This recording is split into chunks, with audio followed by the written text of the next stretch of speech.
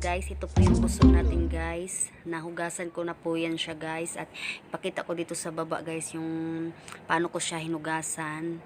Yan, pinakuluan ko po yan siya ng mainit na tubig. Yan po, ilagay ko dito sa baba. Yan, yan po yung tuna guys. Yan guys. Halo lang po ng halo. Tapos guys, ilagay na natin yung guso. Malinis na po yan. Yan siya.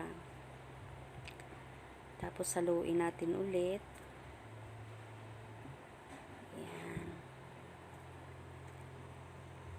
Guys, lagyan na natin siya ng suka. Yan, suka. Depende po yan sa kung gaano kadami yung suka ang ilagay niyo guys. Yan, haluin muna natin siya. At ito na nga guys, lagay na natin din yung ating asin. Yan guys, depende po yan sa panglasa nyo guys, kung maalat ba or tama na ba yung timpla. Yan lang po guys yung pang timpla ko guys. Na nilagyan ng iba pa. Tikman natin natin kung ang lasa. Ito yung gusto.